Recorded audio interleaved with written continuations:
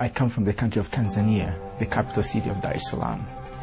And we have lots of tribes there. The tribe that I belong to, 99% of the people are Islamic. As a Muslim, I felt that we're like a chosen people, very unique, a chosen people. And I grew up in a very religious family. I went to an Islamic school when I was a small kid. I helped my father in some Islamic duties, like to help with prayer and things that needed to be done in the mosque. My father himself is a great leader within the Muslim community. He's a sheikh, and then I have uncles, I have brothers that are Islamic clerics.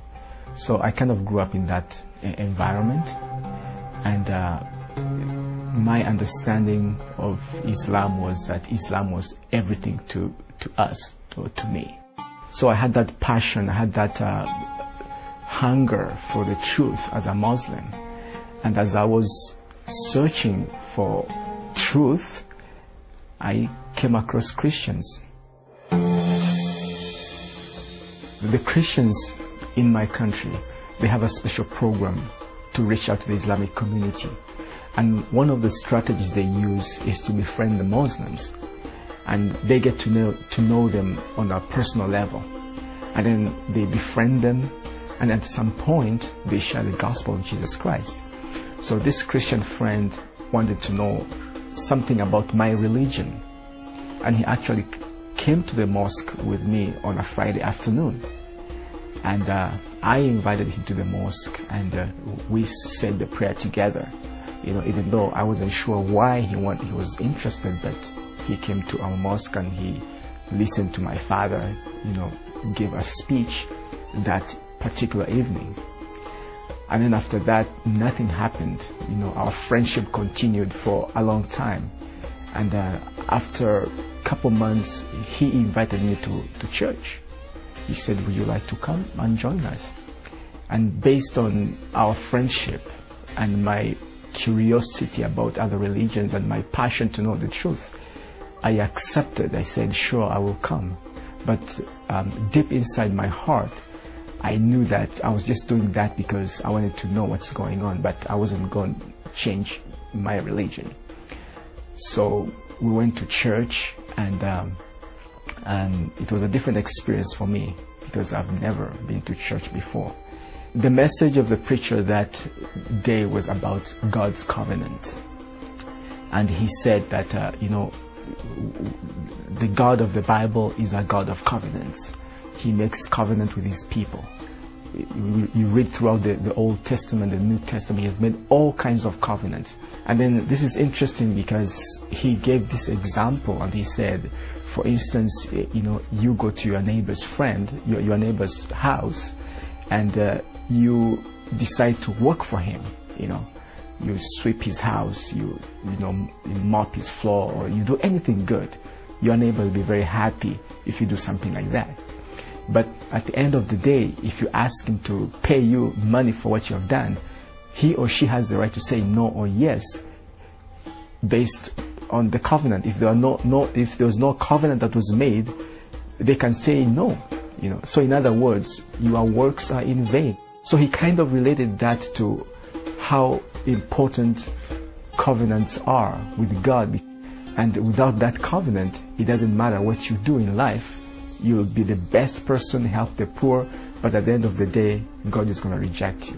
And in the last days, he has made a covenant for all humans through the person of Jesus Christ. What struck me most is that I heard God explained in a way I've never heard before in my life. So it's like I had my own way of doing things. I go to the mosque, I hear people share in a certain way. But this was completely new. I've never heard anybody explain God from that perspective. This was different. This was different. And so I was curious. And that's why my friend came in. He was waiting for me to reach that point so that he can share with me the gospel. So he bought me a Bible. And we began to read the scriptures, from book to book. But most of the time we were arguing, exchanging ideas, And he would invite me to church. I'll go to church with him. But I didn't want my people to know, because, I didn't want anybody to find out. So after church, my friend would ask me and say, okay, what didn't you understand in church? And then I'll explain to him, I didn't understand this point. And then we'll engage ourselves in a lengthy discussion. And then it reached a point where, after 10 months, I slowly began to understand the mission of Jesus. Why Jesus and not any other person, And I can say that it was the work of the Spirit, because I didn't know everything, but that understanding of the mission of Jesus Christ began to sink in me, and I knew that I needed to know more about the Messiah.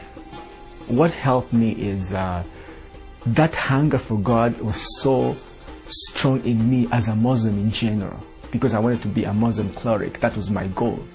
So after Christ was introduced to me, I knew that, if life was to be meaningful, I have to believe in this Messiah, based on what my friends explained to me, and based on what I read from the scriptures and the discussion that we had together, So I knew that if life was to have meaning, I needed to know this Messiah.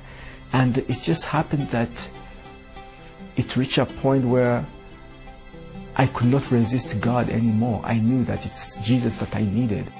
I went to his church again, and after the service, the preacher made an invitation.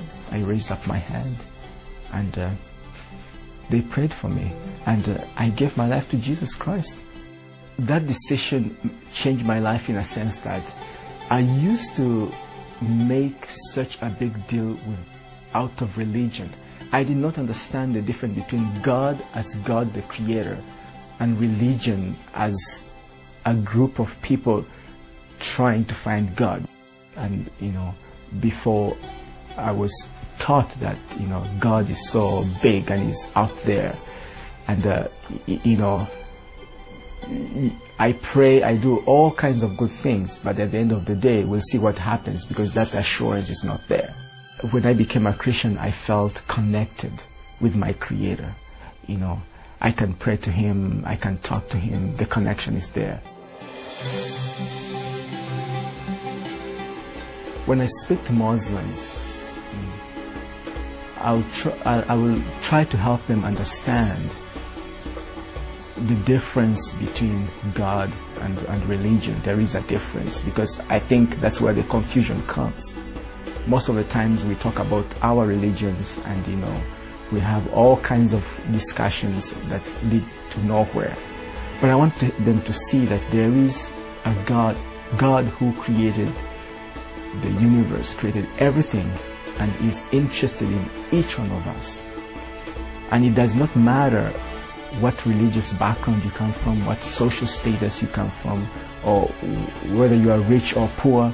He is interested in you, and He wants to make a difference in your life. And a good passage from the Bible that I will share is the Sermon on the Mount. I think it's a good place to start. The Sermon on the Mount, when Jesus Christ was talking, blessed are those who are pure in heart. Blessed are those who hunger and thirst for righteousness, for they shall be filled. I think that's powerful, and it matches with the mindset of most Muslims. They should accept Jesus Christ as Lord and Savior, and He's the only one who can change their life, because I think first, I'm going to help them understand first who Jesus is.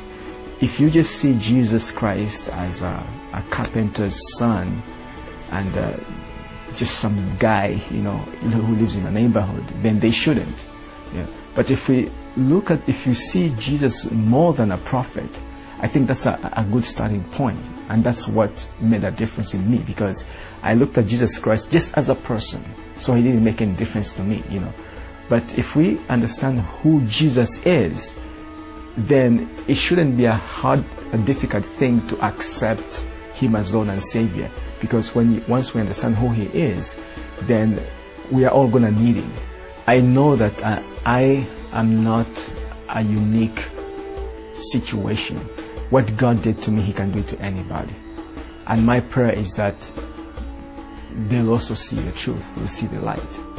And I know that is possible because, if I came out of, that background and He pulled me out, He can do it to anybody, and that's my prayer.